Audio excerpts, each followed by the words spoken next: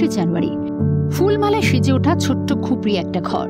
এই ঘরের গন্ধে আজও ভাসে ইতিহাস, ভাসে নেতাজি সুভাষচন্দ্র বসুর স্মৃতি আর বাঙালির অনেকখানি আবেগ।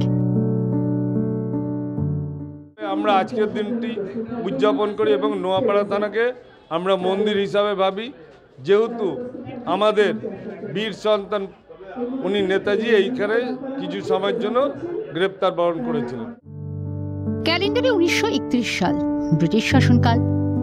তথ্য বলছে 11 অক্টোবর গোলঘরের একটি শ্রমিক সভায় অংশ নিতে যাওয়ার কথা ছিল সুভাষের। গোপন খবর পেয়ে ব্রিটিশ পুলিশের নোয়াপাড়া থানার তৎকালীন আইসি ম্যাকেঞ্জি সুভাষকে গ্রেফতার করেন। রাখা হয় এই নোয়াপাড়া থানার খুপড়ি ঘরে।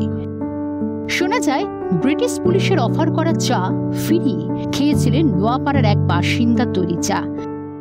সেই স্মৃতি বিজড়িত কাপ প্লেট এখনো সজ্জিত, জানান দেয় তিনি ছিলেন, তিনি আছেন।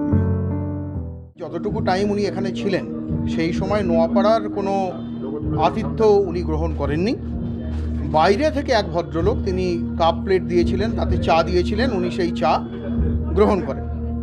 ফলে নেতাজি নোয়াপাড়াবাসীর কাছে যেরকম দেশনায়ক, জনগণ মনোধিনায়ক, তেমনি তার থেকেও বেশি ঘরের ছেলের মতো।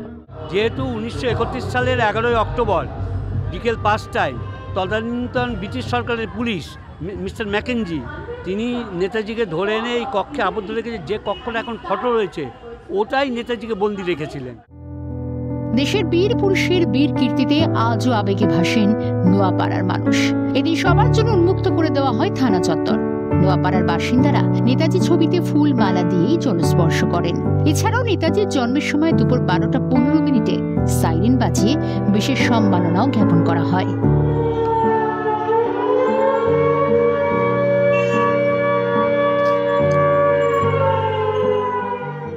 আজাদিন বাহিনীর প্রাক্তন সেনানী উনি প্রতিষ্ঠা করেছিলেন। তার যারা ভাবশিষ্যরা এখন বর্তমানে রয়েছেন তারা আসেন, শ্রদ্ধা নিবেদন করেন। আপনারা দেখলে দেখতে পাবেন যে ওই ছবির সামনে যে দ্বীপটি জ্বলছে, এই দ্বীপটি সারা বছর একইভাবে আমরা জ্বালিয়ে রাখি। এই প্রদীপ কিন্তু আমরা নিভতে দিই না। নোয়াপাড়া থানায় এদিনের অনুষ্ঠানে উপস্থিত ছিলেন ব্যারাকপুর পুলিশ কমিশনার অলোক রাজুরিয়া, নোয়াপাড়া থানার ভারপ্রাপ্ত আইসি পার্থসারথী মজুমদার সহ নেতাজির বহু গুণমুগ্ধ ভক্ত। তবে এত আবেগে কোথাও যেন আক্ষেপই থেকে যায়। নেতাজির স্মৃতি বিজড়িত, ইতিহাস বিজড়িত নোয়াপাড়া থানা আজও হেরিটেজ ঘোষণা হয়নি। নেতাজির ঘরটি প্রায় ভগ্ন দশায় পরিণত।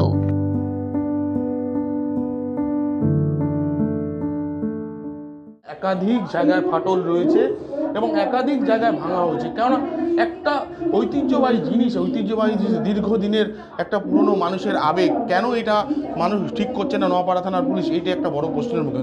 নতুন থানা অলরেডি হয়েছে, তো এটা উদ্বোধন হওয়ার পরে আমরা ওটাকে অ্যাজ এ ভবিষ্যৎ জেনারেশনের জন্য একটা ভালো করে ছোট্ট করে মিউজিয়াম ওখানে রাখবো। অবশ্যই এটা আবেগের জায়গা, এই জায়গাটা সংরক্ষিত হোক, অকুণ্ঠ থাক তার আবেগ, অকুণ্ঠ থাক এই স্মৃতি। এবং নেতাজি আজও কিন্তু আমাদের মধ্যে আছে বলেই আমাদের বিশ্বাস। ইতিহাস ভবিষ্যৎকে বর্তমান করে তোলে। সেই ইতিহাস যদি সঠিক সংরক্ষণ না করা হয়, ভবিষ্যতের সচেতনতা তৈরি হবে কিভাবে? কিভাবে পরবর্তী প্রজন্ম ছুঁয়ে দেখবে ইতিহাসকে? নেতাজির জন্মদিনে এই প্রশ্ন বোধ হয় আরও একবার প্রাসঙ্গিক। নোয়াপাড়া থেকে সুফল মজুমদারের সঙ্গে শান্তনু আচার্য, ক্যালকাটা নিউজ।